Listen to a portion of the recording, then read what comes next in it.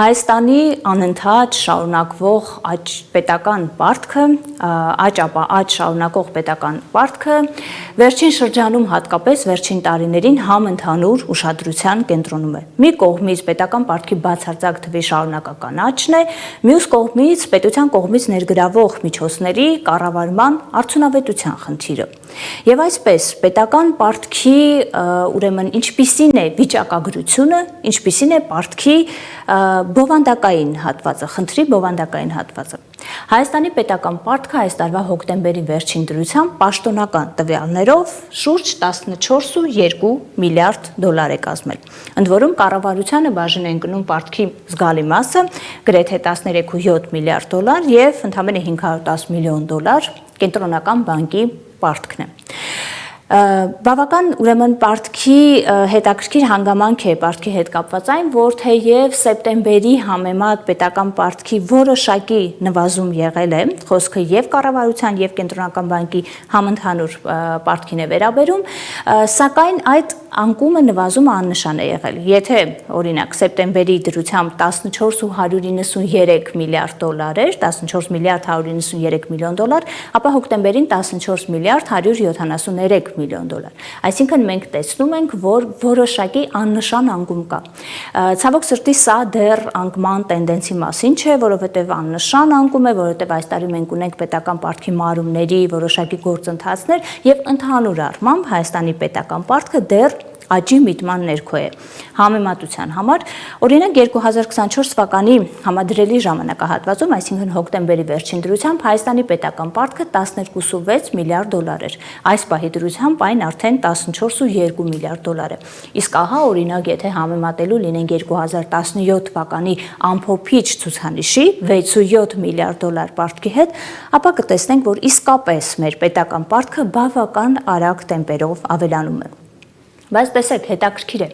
պետական պարտքի հետ կապված խնդիրը անգամ այդ բացարձակ թվի ավելացմամբ չէ միայն կամ առաջին հերթին պայմանավորված, դա իհարկե խնդիր է, դա իհարկե պետության համար ռիսկայնության որոշակի աճ է, պետական պարտքի սպասարկման բեռի ավելացում է եւ այլն, բայց օբյեկտիվ լինելու համար միայն բացարձակ թվի ավելացումը չէ, որ ընդհանուր առմամբ այդ խնդրահարույց իրավիճակը ձևավորում է։ Պետական պարտքի հետ կապված կան հասկացություններ պարտքի կառավարման արդյունավետության մասով, օրինակ այդ ներգրավող միջոցները որքանով են արդյունավետ կիրառվում երկարաժամկետ տնտեսական հետագա կայուն աճի ապահովման եւ հետեւաբար նաեւ այդ նույն պարտքի անցնցում սպասարկման համար։ Կառավարելիության խնդիր կա նույն պետական պարտք հնարաբերակցությունը, որը այսօր վիճակագրորեն իհարկե մեզ մոտ բարվոք վիճակում է, այսինքն մենք այսպես կոչված կառավարելի շրջանակներում ենք, սակայն նախ դրա միաժաворման գործոնն է այդ վիճակագրության վրա բավական դրական ազդեցություն ունեցել։ Երկրորդը մենք մեր հնայի այսօրվա ձևավորման հիմքերն են անկայուն, այսինքն հետագա աճի հետ կապված անորոշություններ ունենք եւ այլն։ Բայց պետական պարտքի հետ կապված կա եւս մեկ ցուցիչ, որը կարելի է ներկայացնել որպես գնահատական, պետք է արդյոք մտահոգվել այսօրվա միտումներից եւ տենդենսներից պետական պարտքի հետ կապված։ Իսկ այդ ցուցիչը պարտքի միջին կշռված տոկոսադրույքն է։ Այն մեզ մոտ ավելացել է։ Եթե պարզ կենցաղային լեզվով ասենք, ապա Հայաստանի համար պարտքով տրամադրվող գումարները թանկացել են։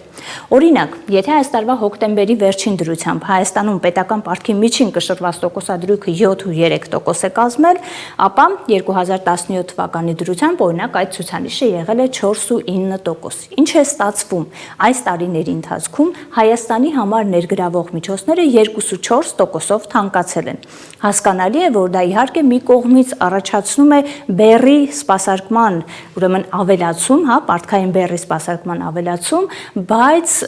ինչով է պայմանավորված հանգամանքը, որ միջին կշռված տոկոսադրույքը գնահատական է այս իրավիճակի։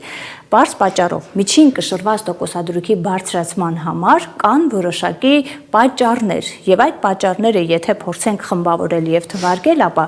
դրանց թվում է օրինակ երկրում անորոշությունների մակարդակը։ Բնականաբար, որքան բարձր են անորոշությունները, այնքան ռիսկային է համարվում երկիրը եւ հետեւաբար տոկոսադրույքը տրամադրվող գումարների,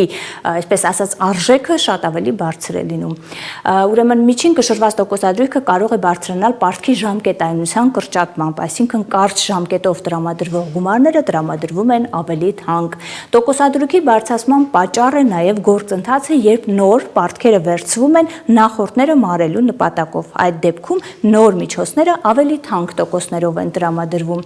Մեր դեպքում նման ուրեմն զարգացման պատճառ է եղել նաև նույն Եվրապարտատոմսերի թողարկում այդ հին պարտքերը մարելու նպատակով։ Այսինքն, եթե ամփոփենք, այս տարիների ընթացքում Հայաստանի ռիսկայնությունը նույն ներդրողների կողմից, դոնորների կողմից բարձրացել է։ Դրանով պայմանավորված նաև միջին կշռված տոկոսադրույքն է ավելացել։ Եվ սա է հանգամանքը, որ սա ներկայացնում ենք կամ կարելի է ներկայացնել որպես գնահատական մեր հարցադրմանը։ Իսկապես պետք է այսօր անհանգստանալ պետական պարտքի շարունակական աճով եւ այլն։ Իսկ ահա հանգամանքը, որ պետական պարտք վերցնելու վերաբերյալ տարբեր հիմնավորումներ, տարբեր առիթներով երբեմն միմյանց հակասող հիմնավորումներ են հնչում, իրականում